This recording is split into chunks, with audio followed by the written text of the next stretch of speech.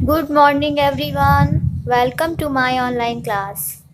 Yesterday, we read about the sentence. What is sentence? The types of sentence.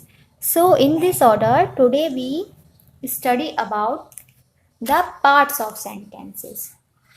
क्या पढ़ेंगे आज? Sentences के part. So, here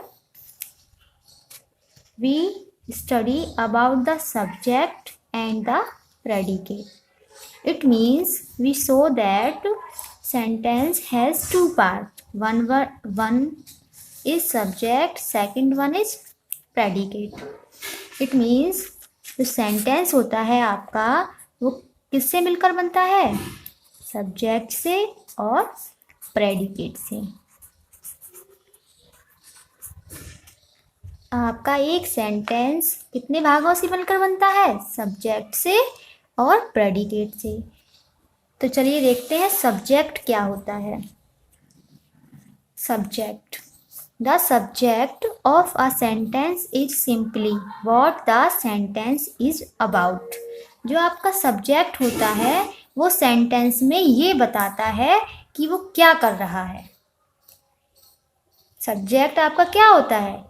sentence में जिसके बारे में ये बताया जाए कि वो क्या कर रहा है वो होता है आपका सब्जेक्ट। इसको दूसरी तरीके से ऐसे समझ सकते हैं, the person who does the work. किसी सेंटेंस में अगर कोई पर्सन कुछ कार्य कर रहा है तो जो पर्सन होगा उसको क्या कहेंगे? उसको कहेंगे सब्जेक्ट। समझ में आ रहा है? अब एग्जाम्पल देखते हैं। दे ईट एप्पल। दे ईट एप्पल, ये आपका सेंटेंस हो गया। सेंटेंस हो गया आपका। ये कौन सा सेंटेंस है? ये है आपका असर्टिव सेंटेंस। कल मैंने बताया था जो सेंटेंस केवल एक स्टेटमेंट देते हैं किसी के बारे में तो वो होता है आपका असर्टिव सेंटेंसेस। तो दे ईट एप्पल, इसको हिंदी में कन्वर्ट करेंगे तो क्या होगा? वे सेब खाते हैं। इट मीन्स खाना होता है, तो वे सेब खाते हैं। तो ये एक स्टेटमेंट है कि वे सेब खाते हैं, तो ये आपका असर्टिव सेंटेंस हो गया। अब हमें इसमें ये फाइंड करना है कि इसमें सब्जेक्ट क्या है। तो अभी मैंने बताया the person who does the work.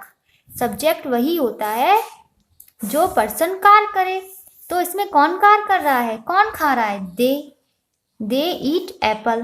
कौन खा रहा है? दे खाने का कार्य कर रहा है। तो ये जो दे है आपका ये हो जाएगा सब्जेक्ट। दे ईट एप्पल में सब्जेक्ट क्या हो जाएगा आपका? दे। अब सेकंड एग्जांपल देखते हैं। Priyanka collects stamps.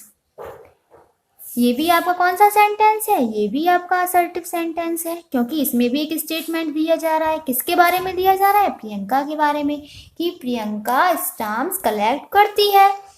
अब हमें इसमें फाइंड करना है कि सब्जेक्ट क्या है आपका। अभी मैंने ऊपर बताया the person who does the work is subject. It means जो पर्सन कार्य करता है वही आपका सब्जेक्ट होता है। तो इसमें कलेक्ट स्टाम्प्स कलेक्ट कौन कर रहा है? इसमें स्टाम्प्स कलेक्ट प्रियंका कर रही है। तो इसमें सब्जेक्ट क्या हो जाएगा? इसमें सब्जेक्ट हो जाएगा आपका प्रियंका। समझ में आया? एक एग्जांपल और देखते हैं। मोहन रीड्स। मोहन रीड्स, ये भी आपका असर्टिव है। मोहन के बारे में स्टेटमेंट है कि मोहन पढ़ता है। अब इसमें सब्जेक्ट क्या होगा? तो इसमें भी आसानी से हम लोग देख सकते हैं कि पढ़ने का जो कार्य है वो किया जा रहा है मोहन के द्वारा। तो मोहन हो जाएगा आपका सब्जेक्ट। तो इतना क्लियर हुआ कि जिसके बारे में जो कहा जाता है, यानी कि सेंटेंस में जो स्टेटमेंट होता है, तो जिसके बारे में स्टेटमेंट होता है वो होता है आपका सब्जेक्ट। फर्स्ट सेंटेंस में दे ईट एप्पल, इसमें स्टेटमेंट किसके बारे में कहा जा रहा है? दे के बारे में, तो ये दे आपका क्या हो जाएगा? सब्जेक्ट। सेकंड में स्टेटमेंट किसके लिए दिया जा रहा है? प्रियंका के लिए। प्रियंका कलेक्ट स्टाम्प्स, तो प्रियंका आपका सब्जेक्ट हो जाएगा। और थर्ड सेंटेंस में मोहन रीड्स, मोहन के बारे में स्टेटमेंट है, तो मोहन आपका सब्जेक्ट हो जाएगा। अब देखते हैं प्रेडिकेट क्या होता है। टू पार्ट्स है। फर्स्ट पार्ट हमने समझ लिया, सेकंड पार्ट है आपका प्रेडिकेट। तो प्रेडिकेट क्या होता है?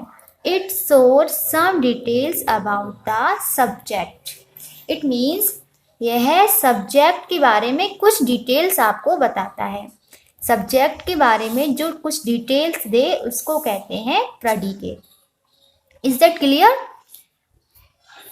We see here Mohan reads. Mohan आपका सब्जेक्ट है, तो मोहन के बारे में हमें क्या डिटेल्स मिल रही है? रीड्स। मोहन पढ़ता है, मोहन रीड्स। मोहन क्या करता है? रीड्स। ठीक है, तो ये आपका हो जाएगा प्रेडिकेट। अब ये क्या अब देखते हैं इसको और किस तरीके से इजीली रिकॉग्नाइज कर सकें हम। हमें ये ट्रिक भी तो पता होनी चाहिए कि हमें बाई चांस डेफिनेशन याद नहीं रहे तो हम कैसे उसको फाइंड करेंगे कि प्रेडिकेट क्या है। Predicate usually comes after the subject.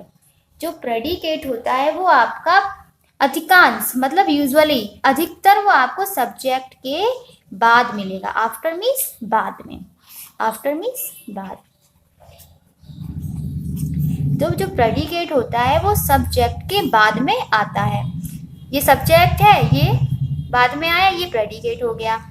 ये सब्जेक्ट है, ये बाद में आ रहा है, तो ये आपका प्रेडिकेट हो गया। एग्जाम्पल देखते हैं। दे ईट एप्पल। फर्स्ट एग्जाम्पल ही है जो मैंने सब्जेक्ट में बताया था, इसमें भी वही है, दे ईट एप्पल। तो इसमें सब्जेक्ट क्या है? सब्जेक्ट आप लोग बता लोगे इसमें क्या सब्जेक्ट है? जो स्टेटमेंट जिसके बारे में दी जा रही है तो वही होता है आपका सब्जेक्ट, या जो पर्सन सेंटेंस में वर्क करता है उसको कहते हैं सब्जेक्ट। क्लियर? अब रिमेनिंग पार्ट कितना है आपका? ईट एप्पल। तो ये आपका क्या हो जाएगा? प्रेडिकेट। अगर आपको ऐसे नहीं पता चल रहा है तो सब्जेक्ट देख लो। सब्जेक्ट आपका दे हो गया है तो रिमेनिंग पार्ट आपका क्या हो जाएगा? प्रेडिकेट हो जाएगा। सेकंड वन है Sudhir is my best friend. यहाँ स्टेटमेंट किसके बारे में दी जा रही है? सुधीर के बारे में। सुधीर के बारे में तो कहा जा रहा है कि वह मेरा दोस्त है, तो सुधीर आपका हो जाएगा सब्जेक्ट। ये आपका हो गया subject. My best friend is my best friend. तो सब्जेक्ट को छोड़कर जितना रिमेनिंग पार्ट है वो आपका हो जाएगा प्रेडिकेट। ये आपका हो गया प्रेडिकेट। क्लियर? तो सेंटेंस होता है वो टू पार्ट से मिलकर बनता है। First one is subject, second one is predicate. Subject क्या होता है? जिसके बारे में स्टेटमेंट दी जाती है उसको कहते हैं सब्जेक्ट। और प्रेडिकेट क्या होता है? जो सब्जेक्ट के बारे में कुछ डिटेल्स देता है उसको कहते हैं प्रेडिकेट। तो इतना आपको समझ में आ गया है। एक बार फिर से रिपीट किए दे रहे हैं। सेंटेंस के टू पार्ट्स होते हैं। फर्स्ट पार्ट होता है सब्जेक्ट, सेकंड पार्ट होता है प्रेडिकेट। सब्जेक्ट क्या होता है? जो सेंटेंस में वर्क करता है या जिसके बारे में कुछ बताया जाता है वो होता है सब्जेक्ट। और सब्जेक्ट को छोड़कर जितना पार्ट बचता है उसको कहते हैं प्रेडिकेट। यानी प्रेडिकेट वो होता है जो सब्जेक्ट के बारे में कुछ डिटेल्स दे हमको। Is that clear? Now it's your homework time. Now is time to your homework. तो आज का आपका होमवर्क क्या है? फर्स्ट क्वेश्चन है underline the subject in each sentences.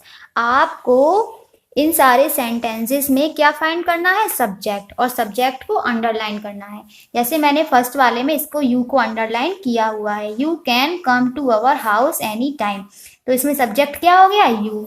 फिर आपका सेकंड क्वेश्चन है underline the predicate in each sentences. आपको इन सारे गिवन सेंटेंसेस में प्रेडिकेट को अंडरलाइन करना है। फिर आपका थर्ड क्वेश्चन है identify subjects and predicates in the following sentences and write them in the space provided. आपको सेंटेंसेस में सब्जेक्ट और प्रेडिकेट को राइट डाउन करना है। फर्स्ट है आपका Anupam has learn his lesson already. तो इसमें आपका सब्जेक्ट हो गया अनुपम और जो रिमेनिंग पार्ट है वो आपका प्रेडिकेट हो गया। तो आपको ये राइट डाउन करना है। फोर्थ क्वेश्चन है आपका tick the subject among the given choice.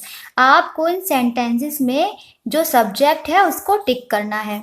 जैसे मैंने पहले वाले सेंटेंस में वी को टिक किया हुआ है, दूसरे सेंटेंस में यू है सब्जेक्ट तो मैंने यू को टिक किया हुआ है। उसके बाद आपका आज का होमवर्क कंप्लीट होता है।